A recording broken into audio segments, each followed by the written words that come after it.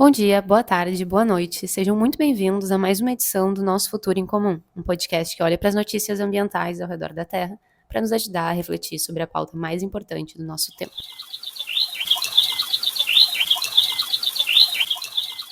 Eu sou a Marina Godward, pesquisadora e mestranda em Ciência da Sustentabilidade, e hoje a gente tem um time de peso. Comigo está aqui o Xande, a Verdiana Della Vecchia, que é jornalista e doutora em Relações Internacionais, e no segundo bloco vai se juntar a gente a Vivi Noda, que sempre colabora aqui, fazendo eco ansiolítico, e é especialista em negócios regenerativos. Além disso, a gente vai ter algumas participações extras muito especiais. Oi pessoal, aqui é a Mima do Futuro. A gente acabou de terminar de gravar o episódio e eu venho para avisar vocês que essa primeira linha do tempo, ela é muito importante, mas ela ficou longa. Então a gente optou por dividir esse episódio em 2 episódios. Esse primeiro com a linha do tempo de todos os eventos que aconteceram no Rio Grande do Sul e alguns comentários nossos. E um segundo episódio que vai sair ainda nos próximos dias com a nossa segunda linha do tempo e discussões sobre 2 temas muito importantes nesse contexto, que é o racismo ambiental e a adaptação climática das cidades. E claro, o nosso eco ansiolítico. Já vou me dar o direito de fazer um pedido aqui para vocês, que é, se vocês gostarem desse episódio, por favor, compartilhem ele, nos ajudem a fazer com que o nosso trabalho ganhe mais espaço e alcance mais pessoas. A gente se dedicou muito para a produção desses episódios. Foi definitivamente o nosso maior desafio até aqui com o Nosso Futuro em Comum, mas também foi um trabalho muito importante de ser realizado. A gente espera do fundo do coração que vocês gostem. Então tá, agora, de fato, começamos bloco 1, linha do tempo de tudo que aconteceu no Rio Grande do Sul. Calamidade generalizada no estado do Rio Grande do Sul. Infraestrutura pública vulnerável e cidades despreparadas são atingidas por volumes extremos de precipitação e estado mergulha no caos. Essa linha do tempo foi feita com base em posts no Twitter e no Instagram da Defesa Civil, do Metsul, do IMET, do G1. A gente também deu uma olhada na linha do tempo que a Bela Reis fez e postou. Também olhamos posts do governador, posts do governo do Rio Grande do Sul e, por fim, posts do jornal Correio do Povo, que está fazendo uma cobertura quase ao vivo no seu Twitter. E sempre que a gente falar Defesa Civil, é a Defesa Civil do estado do Rio Grande do Sul. Sexta-feira, 26 de abril. Chuva de 170 milímetros, granizo de 8 centímetros e ventos fortes são registrados no Uruguai, que é vizinho do Rio Grande do Sul. Sábado, 27 de abril. Às 7 horas da manhã, a Metsul Meteorologia alerta que uma frente fria vai avançar pelo Rio Grande do Sul nesse final de semana, com chuva que será forte em diversas cidades e existe o risco de alguns temporais isolados. Às 14 horas, a Metsul alerta que chuva forte e raios se aproximam da Grande Porto Alegre e da região dos vales. E no fim do dia, a Metsul publica um alerta de que o clima severo deve seguir em parte do estado, que abre aspas, os acumulados de chuva ao longo da semana no estado serão excessivamente altos e vão se somar à chuva volumosa que já caiu, de forma que, mais uma vez, reiteramos que é alto o risco de que neste começo de maio ocorram cheias de rios e enchentes no estado. Ainda no sábado, o temporal atinge municípios do Vale do Rio Pardo, com fortes chuvas e granizos. Santa Cruz do Sul foi uma das cidades mais afetadas e lá foi registrado inclusive uma microexplosão atmosférica e o vídeo disso circulou bastante pela internet. Na Grande Porto Alegre, a chuva intensa causou alagamentos em várias cidades da região metropolitana e pontos da capital. Os acumulados atingiram a metade da média histórica do mês inteiro em poucas horas. Domingo, 28 de abril. O Metsul emite seu segundo alerta dizendo que a instabilidade no Rio Grande do Sul volta a aumentar, com chuvas fortes e graves riscos de enchente. Dizem que, abre aspas, cenas de 2023 de cidades alagadas vão se repetir, fecha aspas. E o Instituto Nacional de Meteorologia, o INMET, emitiu um alerta laranja com risco de tempestade para toda a metade sul do estado. Defesa Civil registra impactos em 15 municípios após o temporal do dia anterior. Nenhuma orientação de evacuação. Segunda-feira, 29 de abril. Metsul emite alertas de que muita chuva de volumes extremos ainda estão por vir nos próximos dias no Rio Grande do Sul. IMET emite alerta vermelho por elevado volume de chuvas para mais da metade do estado. O Eduardo Leite participa da abertura da Fena Soja em Santa Rosa, porque prioridades, né? E de noite ele faz o primeiro pronunciamento nas redes sociais com alerta para muitas chuvas e possibilidade de alagamento nas áreas em que já choveu mais. Em Porto Alegre, chove em um dia o equivalente à metade da média do mês. Chove muito na Serra Gaúcha, onde ficam a maioria das nascentes dos rios que cortam os vales. A cidade de Caxias do Sul fica alagada. municípios do Vale do Taquari e do Vale do Rio Pardo começam a sofrer com inundações. Terça-feira, 30 de abril. Metsul alerta que em Porto Alegre o cenário é de alto risco. Em 4 dias, choveu 150% da média para o mês todo e ainda vai chover muito. No Rio Grande do Sul, a situação deve passar de grave para crítica e as enchentes vão piorar. Bom, gente, nesse dia, primeiro o Eduardo Leite conseguiu a façanha de postar um vídeo sem legendas, ou seja, zero acessibilidade. E no texto que acompanha o vídeo só diz o seguinte: atualização sobre a situação das chuvas, ou seja, tinha que ouvir e não tinha legenda. Mas depois ele fez um vídeo bom, que diz que a situação no estado é crítica, que o volume de chuva já é muito alto e deve ser ainda mais alto nos próximos dias. Mas uma coisa chama muito a atenção. Ele diz o seguinte: pode haver rompimento de pontes e estradas. As nossas estruturas são feitas para suportar a média de chuva e não os casos de exceções. Gente, sinceramente, como é que ele não tem vergonha de falar uma coisa dessas? Ele tá no segundo mandato e tá literalmente postando na rede social dele que o Estado não tá se adaptando aos eventos que ele mesmo já viu acontecer. Desculpa, mas eu achei muito vergonhoso. Essa postagem do governador me fez pensar que isso também é uma forma de negacionismo climático, na verdade. Porque, embora o governador reconheça que existe alguma coisa chamada de mudança climática ou crise climática, ele não nega essa realidade, pelo menos nos discursos, mas, na verdade, a inação em relação à adaptação climática parte de um pressuposto que é essa abstração chamada de mudança climática não é um evento tão real ou não é uma realidade tão presente quanto outras realidades. E não sendo uma realidade tão presente, né, sendo essa coisa só no abstrato, não existe um tal de mudança climática. Bom, aí parece que realmente a gente não precisa se preparar para eventos extremos, que na verdade acontecem o tempo inteiro e cada vez mais e com cada vez mais intensidade, e a ciência climática diz que é exatamente isso que vai acontecer e é isso que tem acontecido. Né? Então a gente precisa, além de reconhecer, bom, sim, mudanças climáticas são uma realidade, elas não são um fantasma que alguém criou, a gente precisa dar esse segundo passo, quebrar esse segundo negacionismo, que não é só que elas existem, mas elas existem, elas já estão entre nós e elas exigem que a gente faça coisas diferentes, ou então a gente vai enfrentar sempre esse tipo de situação com um custo social enorme, uma quantidade de vítimas enorme. E, bom, não é isso que a gente deseja, né? Sem dúvida não é isso que a gente deseja, então a gente precisa fazer alguma coisa diferente, dado que a realidade já mudou, né? Então a gente precisa mudar também. Resumindo o que o Xande falou, é basicamente que a gente está escolhendo aqui, com o nosso posicionamento do nosso futuro em comum, ter um entendimento de negacionismo como uma coisa mais ampla e que abrange também aqueles que reconhecem as mudanças climáticas, mas continuam tratando os eventos causados por elas como uma exceção e não como uma realidade. Bom, seguindo, ainda na terça-feira, chegam registros de 2 pontes sendo arrastadas pela cheia dos rios, uma no município de Santa Teresa, na Serra Gaúcha, e outra em Santa Maria.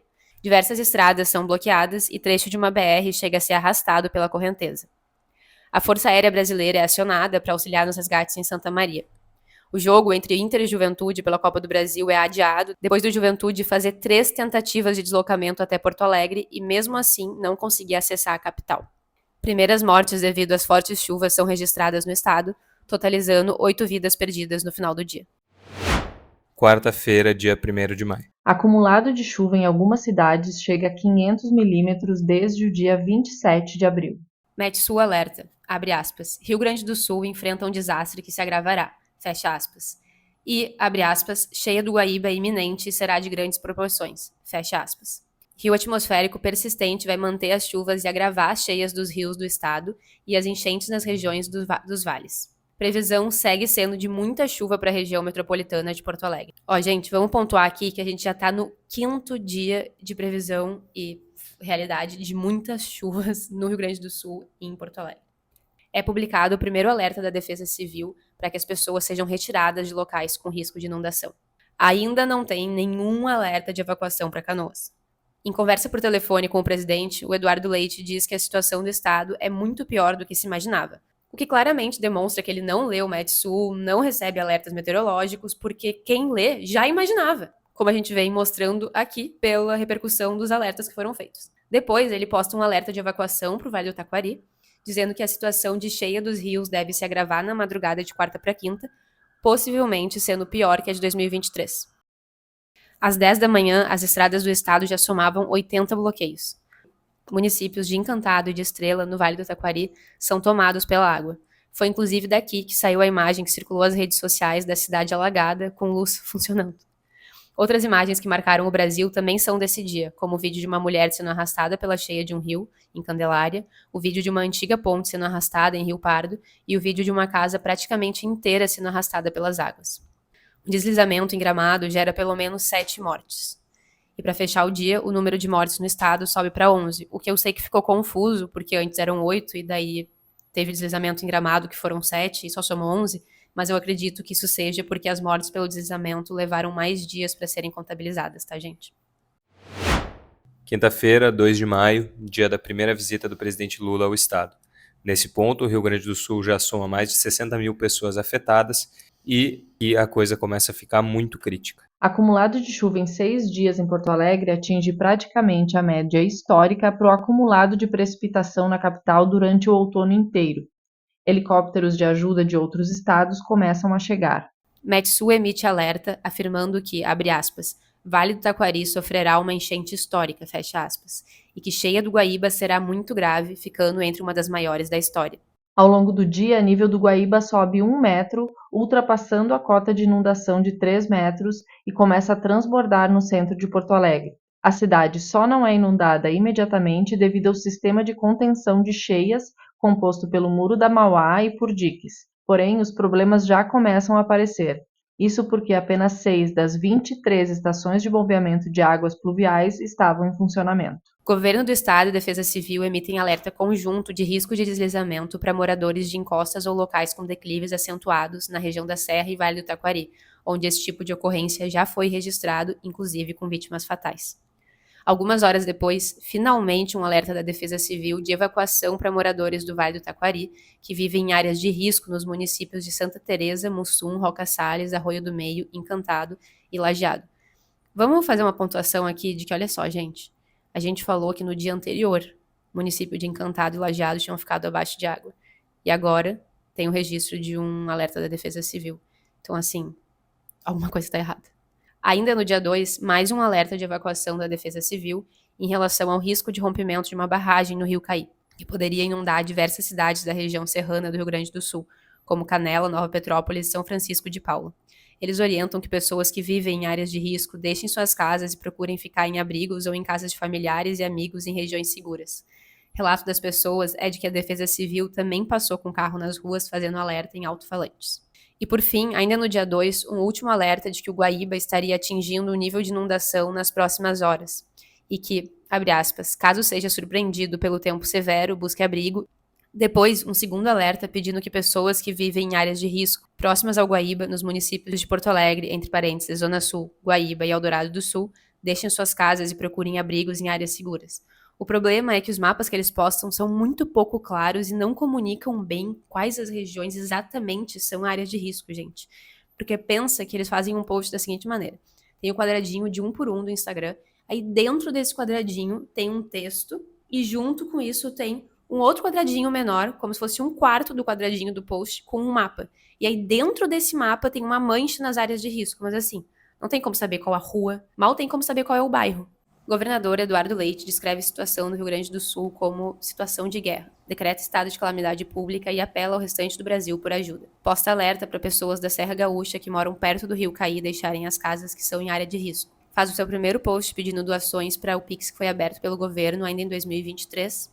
Se puder, eu gostaria de fazer mais um comentário em relação à interpretação dessa situação como uma situação de guerra. De alguma forma, isso está no imaginário das pessoas, está no senso comum, né? Em situações extremas é muito frequente que se fale isso, mas, na minha opinião, pelo menos, é uma interpretação muito equivocada do que acontece num evento extremo climático, com as consequências que teve esse. Porque uma guerra tem um inimigo que ataca e, nesse caso, a gente não tem um inimigo que ataca, a gente tem a natureza e um ecossistema, enfim, se comportando como ele é, como ele não pode deixar de ser, e nós, como parte desse ecossistema, é que, enfim, provocamos muita mudança, alteramos regiões, provocamos alterações no ecossistema e nos colocamos em risco, não só pelas alterações que nós, como seres humanos, provocamos na natureza, nos ciclos da natureza, mas também pela maneira como a gente vive, pelos locais que a gente ocupa, pela forma como a gente ocupa esses locais, que, enfim, nos coloca em risco reiteradamente, né? Isso já é assim há muito tempo, não começou ontem, mas a gente mantém essa situação, a gente enquanto sociedade, não é uma situação aqui de um indivíduo, a gente mantém essa situação. Então, falar numa situação de guerra, de alguma maneira, reproduz uma ideia de que quando vem a chuva forte, quando vem, né, um furacão na região que tem furacão, terremoto na região que tem terremoto, etc., ele é um inimigo, a natureza é uma inimiga e ela está nos atacando e a gente precisa se defender da natureza, e isso está muito alinhado com uma ideia de que a gente precisa controlar a natureza, a gente precisa domar a natureza, a gente precisa submeter a natureza aos nossos desígnios enquanto humanos, e isso é burro por um lado, porque nós somos parte da natureza, nós não somos uma entidade separada que poderia submeter a natureza de nenhuma forma, e além disso também é burro porque se fosse uma guerra, seria uma guerra fatalmente perdida, uma guerra que de nenhuma forma nós teríamos nenhuma condição de vencer. Então eu acho uma pena, eu acho muito triste que a gente continue enquadrando esse tipo de evento como uma situação de guerra, que não é. Uma guerra é uma coisa muito diferente. Alerta da Defesa Civil para risco de rompimento da represa de São Miguel na cidade de Bento Gonçalves, que já tinha tido o rompimento da barragem 14 de julho, tá? Com pedido de evacuação dos locais de risco. Alerta da Defesa Civil de elevação extrema dos rios Jacuí, Caí, Gravataí, dos Sinos e Ibirapuitã. Ibirapuitã, tá bom? Desculpa. Cara, tá na música. Tá bom. Vem de Uruguaiana, de manhã, tens o sol como uma brasa quem dá. Tá bom, mas para de... Mergulhada no Rio Ibira. Mergulhado no Rio Ibira. Tá, gente, eu levei um xingão aqui de que tem uma música muito tradicional gaúcha aqui. Chamado o Canto Alegretense. Isso. E que fala do rio Ibirapuitã, e que eu não sabia falar o nome do rio, então eu levei xingão. Saldo do dia. Fornecimento de energia interrompido na região das Ilhas, em Porto Alegre. As aulas são suspensas em toda a rede estadual para quinta e sexta-feira. Uma balsa que estava à deriva no rio Taquari, na altura do município de Lajeado, colide contra uma ponte, racha e afunda. E tem mais um flagrante de ponte sendo destruída em Picada Café. Mais um jogo de futebol é adiado. O governo anuncia que o concurso nacional unificado vai ser mantido para todo o Brasil, inclusive no Rio Grande do Sul, gerando bastante revolta. Já circulam muitos vídeos de resgates em Eldorado, ou seja, já está alagada. Uma barragem se rompe em Bento Gonçalves e outras 3 ficam em risco no Rio Grande do Sul. Lula visita o Rio Grande do Sul, reconhece o decreto de calamidade pública do governo gaúcho, sobrevoa as áreas alagadas e anuncia a criação de uma sala de monitoramento. Mussum volta a ficar submersa com as enchentes. Mussum, gente, foi uma das cidades mais afetadas em 2023.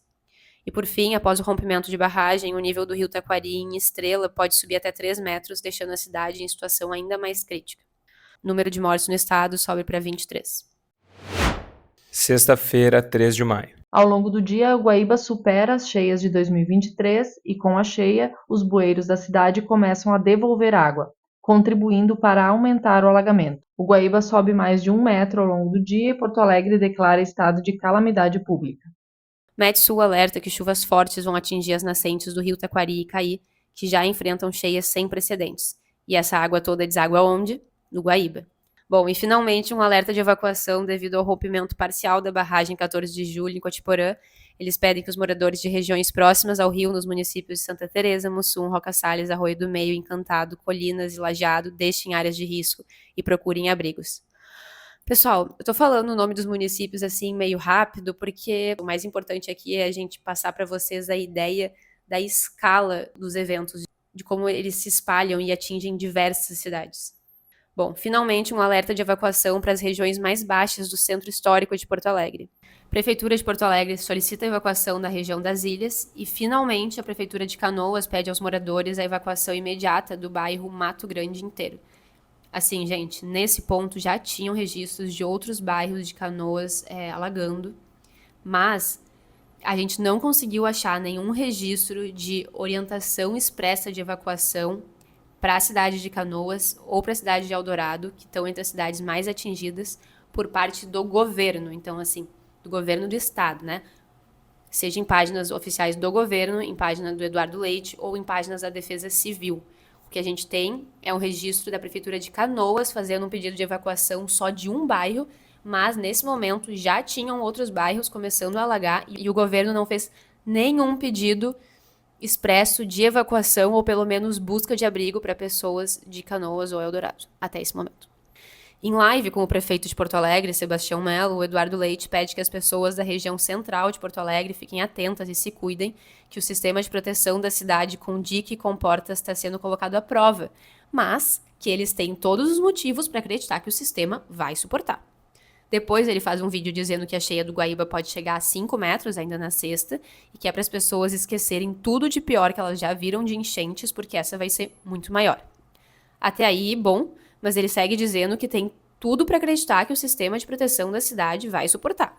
Uma coisa que me incomoda profundamente é que o Eduardo Leite mostra nesse dia um mapa da Defesa Civil que marca as regiões de risco de Porto Alegre, região metropolitana, e não tem nenhuma marcação em Canoas, sendo que sexta-feira, como eu falei, Canoas já estava alagando, gente. E para fechar, o governador tem a cara de pau de fazer um post com o seguinte texto: quem já foi vítima da tragédia não pode ser vítima da desassistência. Tá bom. Saldo do dia. Casa de bombas do centro de Porto Alegre se rompe, deixando a inundação do centro mais intensa. O prefeito de Porto Alegre alerta para a necessidade de esvaziamento do centro histórico e depois para a necessidade de evacuação do 4º distrito. Centro administrativo da prefeitura é evacuado. Curiosamente, o 4º distrito de Porto Alegre e o centro histórico são duas regiões da cidade que o atual prefeito Sebastião Melo tenta revitalizar de uma maneira bastante bastante particular, bastante também alinhada com interesses da construção civil e que ficaram debaixo d'água. Não sei se isso de alguma maneira afeta os interesses do mercado na região. Não, e é interessante que é justamente nas obras e nas modernizações que estão sendo feitas nessa região que Porto Alegre começa a se posicionar como uma Smart City, mas uma Smart City não consegue nem drenar a sua própria água. Então tá. Isso é uma Wet City. Bom, comporta 14 do Muro do Guaíba se rompe e inundação começa a avançar com mais velocidade pela cidade. Abrigos em áreas mais baixas de Porto Alegre começam a ser transferidos. Mais um trecho de ciclovia desmorona em Porto Alegre, mas graças a Deus, sem gerar nenhuma morte.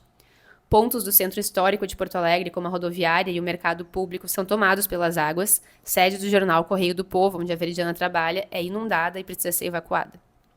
A situação em Porto Alegre começa a provocar movimento intenso e desabastecimento nos supermercados. E na região metropolitana, o nível do Rio dos Sinos ultrapassa a cota de inundação.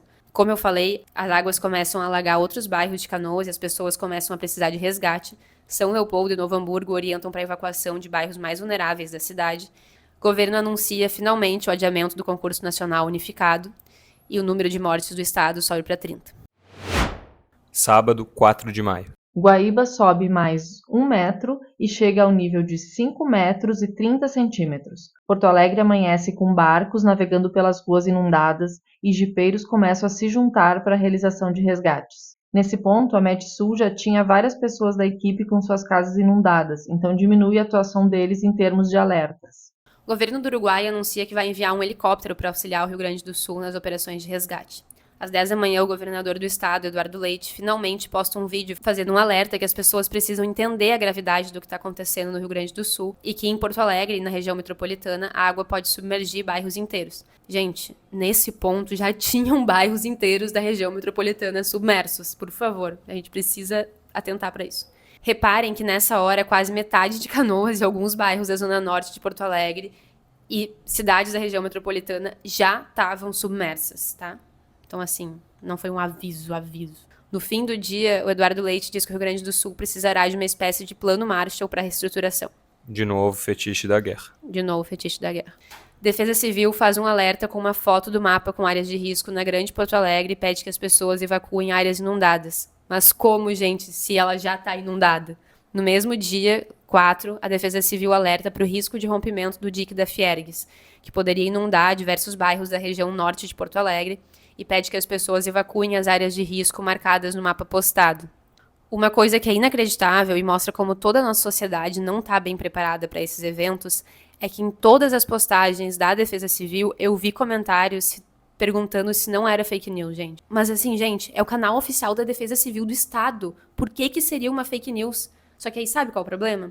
O problema é que o prefeito foi na TV falar uma informação diferente. É muita irresponsabilidade. Eles precisam se alinhar no que eles estão comunicando para a população. Outro alerta da Defesa Civil para que as pessoas deixem imediatamente áreas de risco próximas ao Guaíba. Eles citam alguns bairros. O problema é que ninguém sabe exatamente quais são essas áreas de risco. Tipo assim, num bairro, até que rua? Os mapas não mostram as ruas pra galera ter um parâmetro. E repara que aqui eles falam deixem, eles não falam evacuem, que é a melhor palavra para demonstrar a gravidade da situação. Finalmente, um alerta de inundação severa na região metropolitana de Porto Alegre, pedindo que as pessoas evacuem o mais rápido possível as áreas de risco do mapa. Só que, gente, que mapa horrível. É um mapa que abrange pelo menos 15 cidades e, de novo, é 1/4 daqueles posts quadradinhos no Instagram. Ou seja, não dá para ter uma dimensão real e precisa dos limites das áreas afetadas. Tudo bem, e assim, vamos ser justa, eles remetem para um link onde tu consegue ver o mapa ampliado, só que a gente sabe que a maioria das pessoas tá olhando ali na rede social, tá no desespero, quem tem que evacuar tá no desespero, às vezes não tem nem acesso à internet para conseguir ir além e abrir esse link, enfim. Saldo do dia. Em Canoas, os bairros Matias Velho e Rio Branco amanhecem já inundados e ao longo do dia crescem apelos desesperados por resgate. O prefeito de Canoas, Jairo Jorge, determina a imediata evacuação do bairro Niterói, em Canoas, e os pacientes começam a ser evacuados do hospital de pronto-socorro. Imagens das pessoas evacuando o bairro Matias Velho, em Canoas, pelo viaduto, começam a circular e nos trazem o alerta ou a lembrança de que nos próximos anos, provavelmente, a gente vai ter tantos refugiados climáticos ou até mais refugiados climáticos do que a gente tem atualmente refugiados de guerras. Parte da Avenida Castelo Branco desaba em Porto Alegre.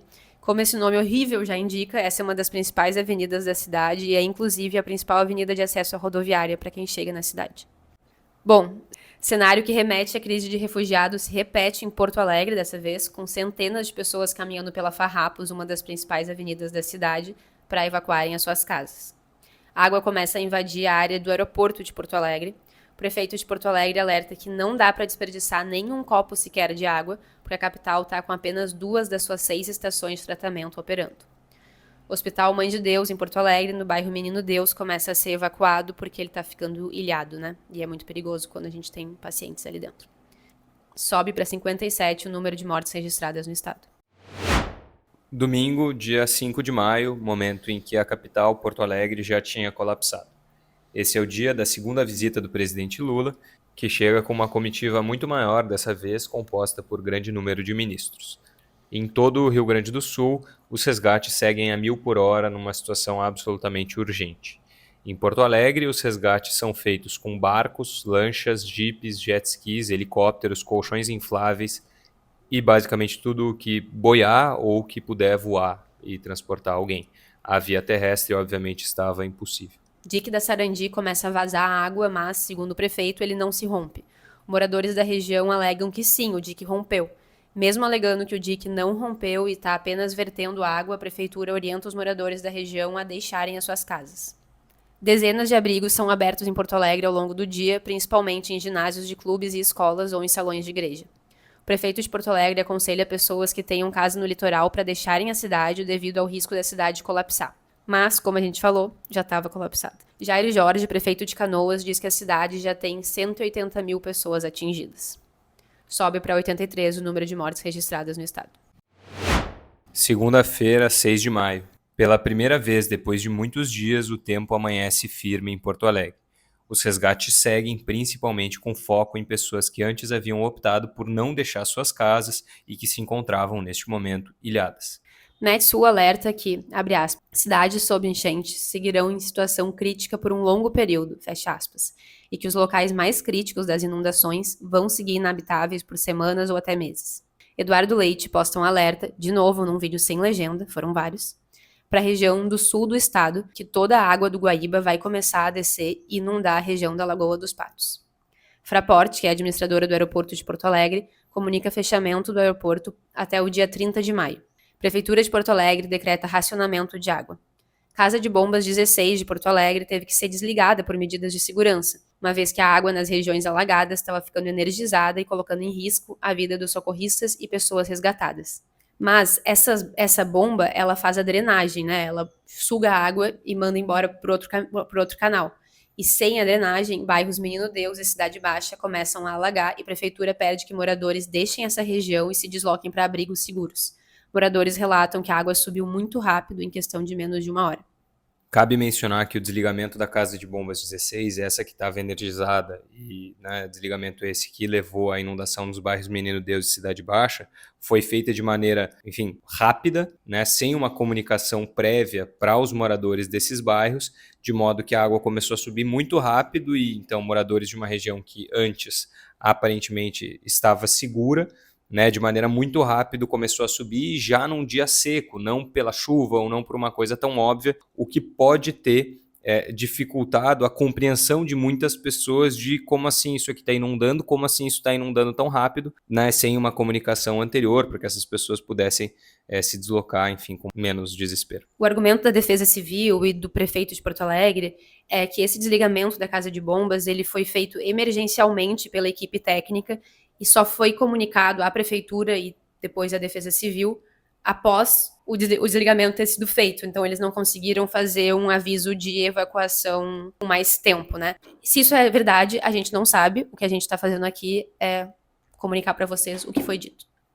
Bom, seguindo, com a inundação, a coleta de lixo não pode ser realizada na capital e os resíduos começam a se acumular pelas ruas.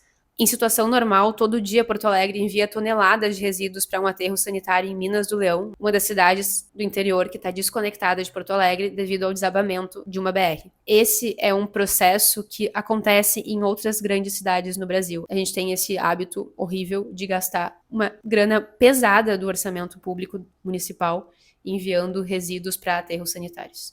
Além de desconectada de Porto Alegre por via terrestre, Minas do Leão também é uma cidade que foi muito afetada pelas chuvas e nesse momento enfrentava muitas dificuldades no seu próprio território, independentemente da ligação com Porto Alegre. Porto Alegre termina o dia com apenas uma estação de tratamento de água em operação e as pessoas fazem filas em diversos pontos da cidade para comprar água. Sobe para 85 o número de mortes registradas no estado. Terça-feira, 7 de maio. Metsul alerta que novo episódio de chuvas atingirá o estado e prolongará as enchentes. Não serão chuvas tão intensas quanto as anteriores. O IPH, que é o Instituto de Pesquisas Hidrológicas da URGS, a Federal do Rio Grande do Sul, publica modelo que mostra que as enchentes devem demorar para baixar e dependem muito de fatores como novas chuvas e ventos. Governador Eduardo Leite faz alerta para a mudança do tempo na quarta-feira, com, abre aspas, temporais distribuídos pelo estado, ventos em algumas localidades e granizo em alguns locais, fecha aspas. Pede que reforcem a doação de cobertores e abrigos, mais um vídeo sem legenda. No Brasil, o Senado aprova projeto de decreto legislativo de apoio ao Rio Grande do Sul. O prefeito de Eldorado do Sul, que é a cidade mais prejudicada pelas cheias, diz que a cidade vai precisar ser completamente evacuada. DEMAI de Porto Alegre, que é o Departamento Municipal de Água e Esgoto, consegue restabelecer a operação de 3 estações de tratamento ao longo do dia e situação de abastecimento lentamente começa a melhorar. Cidades da região metropolitana, como São Leopoldo e Novo Hamburgo, conseguem retomar a captação de água e abastecimento por lá também começa a melhorar. Sobe para 90 o número de mortes registradas no estado. Quarta-feira, 8 de maio. Nível do Guaíba começa a descer lentamente, mas previsão de chuvas para o fim de semana, especialmente na cabeceira dos rios que desembocam no Guaíba, nem nos deixa criar esperanças. Chove forte em Porto Alegre durante o período da tarde e as operações de resgate precisam ser suspensas. Metsul alerta que as enchentes do sul do estado vão piorar e devem ser de graves proporções, alcançando locais em que a água nunca chegou em cidades como Pelotas e Rio Grande, na região sul. Nesse ponto, pessoal, para quem não conhece a geografia do estado do Rio Grande do Sul, o que está acontecendo em toda essa situação de inundação é o volume de chuvas nas regiões de cabeceira dos rios, no centro do estado, no norte do estado, na região norte, enfim, é uma quantidade de rios que compõem a mesma bacia hidrográfica. Isso é, esses rios, essa água toda corre até chegar ao rio Jacuí, que por sua vez vai desembocar no rio Guaíba, já nas imediações de Porto Alegre. No entanto, embora Porto Alegre seja até próxima do litoral, até próxima do mar, o rio Guaíba não deságua diretamente no mar. Isso também é parte de uma controvérsia aí se é rio ou não é.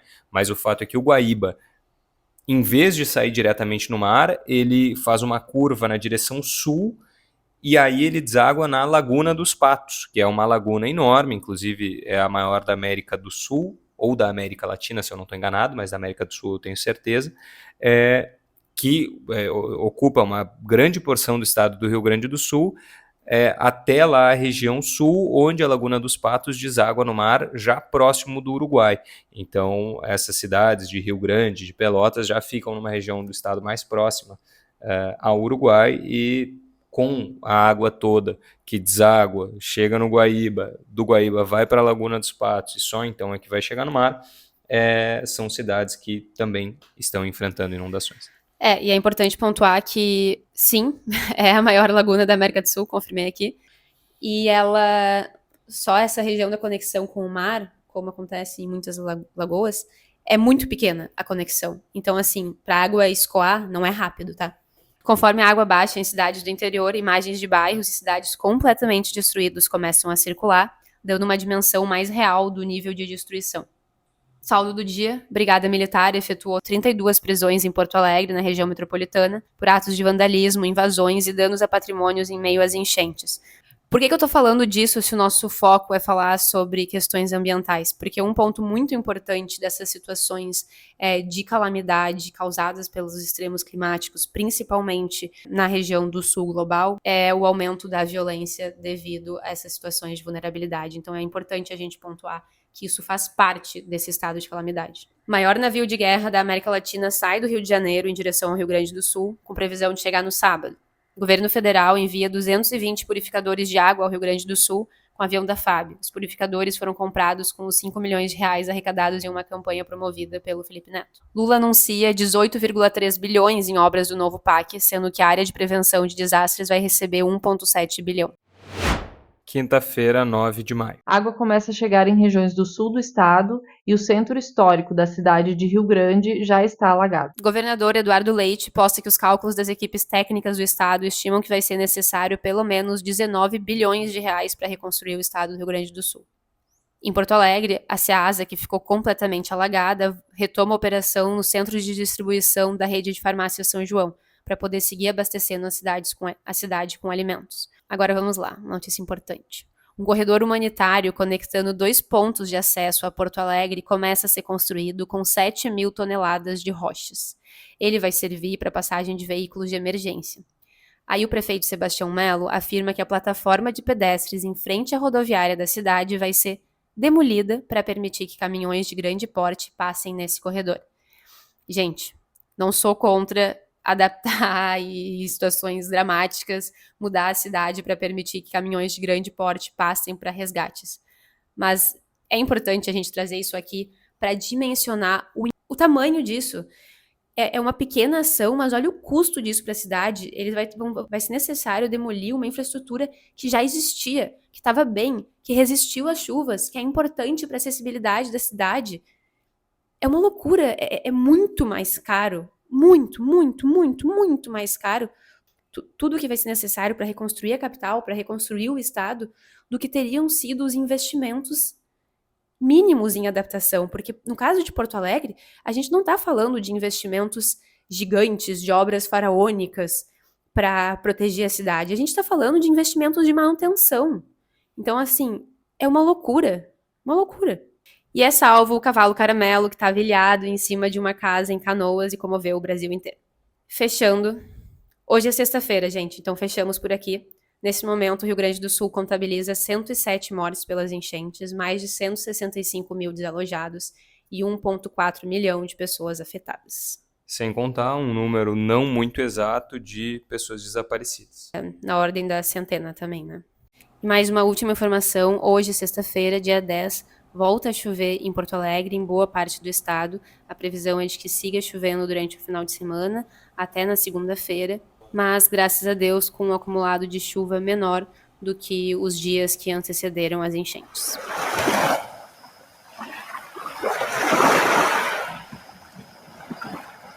Agora, gente, concluindo, algo que eu percebi ontem que não ficou muito claro para a maioria das pessoas no Brasil, e eu vou tentar resumir aqui para vocês, que também não sei se ficou claro pela nossa linha do tempo, mas assim, sobre a questão da inundação de Porto Alegre especificamente, tá?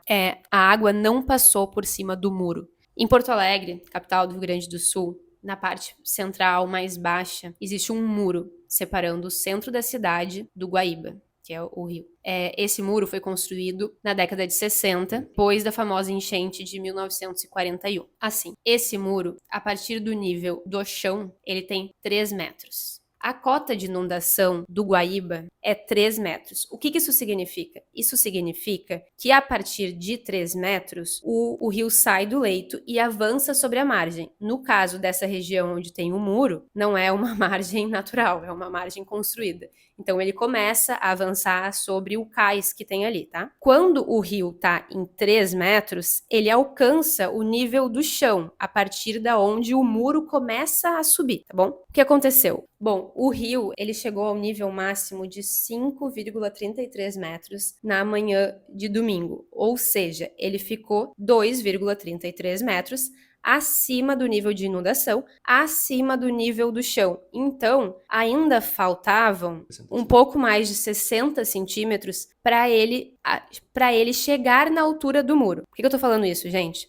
Porque algumas pessoas entenderam como se o rio tivesse extrapolado o muro por cima, tivesse chegado a uma altura maior que a do muro. Não chegou, porque o muro tem capacidade para proteger a cidade do rio numa cheia de até 6 metros, ou seja, 3 metros que ele começa a avançar sobre o piso e mais esses 3 metros da cheia. Vamos lá. Mas então, como que a cidade inundou? A gente tentou trazer um pouco dos fatos ao longo da linha do tempo.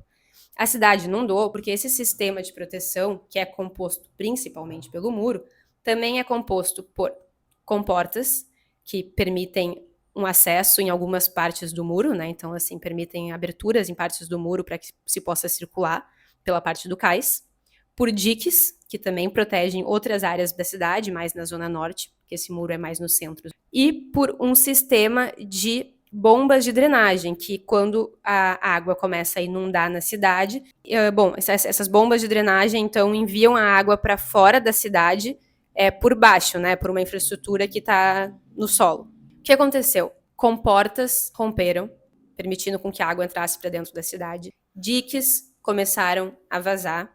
E, principalmente para a região do centro de Porto Alegre e nos bairros Menino Deus e Cidade Baixa, como a gente pontuou, o sistema de bombas falhou ou parou completamente de funcionar. Então, não foi mais possível drenar a água para fora da cidade. Vamos lá. A água não passou por cima do muro, a água passou por baixo, principalmente por baixo. A água começou a voltar em bueiros, porque esse sistema de drenagem não estava funcionando. Vejam, existe um sistema composto por principalmente 4 pontos: o muro, as comportas, os diques e o sistema de drenagem por bombas. 3 desses pontos não estavam funcionando. Então, não é que a água passou por cima do muro, não é que o muro rompeu. É que os outros 3 pontos desse sistema de proteção foram ineficazes no momento. Por quê? Porque não tinha sido feita nos últimos anos uma devida manutenção, ou seja, eles não estavam preparados para esse evento extremo. Então, aqui, de novo, repito o que eu e o Xande tentamos trazer ao longo do episódio: os políticos responsáveis por desistirem dessa manutenção também apresentam uma forma de negacionismo climático, porque, mesmo sabendo das previsões, eles escolheram não dar atenção para isso, eles escolheram não olhar para esses eventos que eles tratam como uma exceção, mas, na verdade, a gente sabe que não são uma exceção, são o nosso novo normal.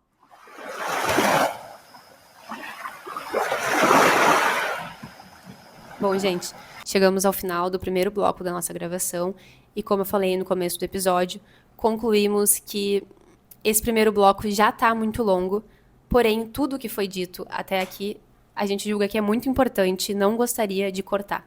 Então, a gente está dividindo esse especial do Rio Grande do Sul, que seria o nosso episódio 14, em 2 episódios. E assim que possível, vai estar disponível para vocês o nosso segundo episódio de especial do Rio Grande do Sul, com uma segunda linha do tempo do desmonte ambiental que nos trouxe até esse momento que o Brasil enfrenta hoje no Rio Grande do Sul. E mais alguns comentários de análise. E, claro, não podemos deixar de fora o nosso eco ansiolítico para nos mostrar que até nesse momento de crise e tragédia existe esperança, existem projetos muito legais sendo feitos no Brasil e ao redor do mundo que poderiam nos prevenir e nos ajudar a enfrentar situações como essa. Então é isso, a gente espera que vocês tenham gostado. Se vocês gostaram desse episódio, por favor, divulguem nosso trabalho. Foi definitivamente o nosso principal trabalho até aqui. E espero do fundo do coração que a gente tenha conseguido contribuir melhor para a compreensão de vocês do que está acontecendo agora no Rio Grande do Sul. E não deixem de colocar aqui embaixo os seus comentários, nos dizer o que vocês acharam. Por favor, compartilhar com as pessoas que vocês gostam e que vocês querem que fiquem bem informadas. Se inscrever no nosso Futuro em Comum, se vocês ainda não são inscritos. E é isso. E avaliar o podcast com 5 estrelas se vocês acharam que esse episódio foi 5 estrelas. Um beijo e até o próximo.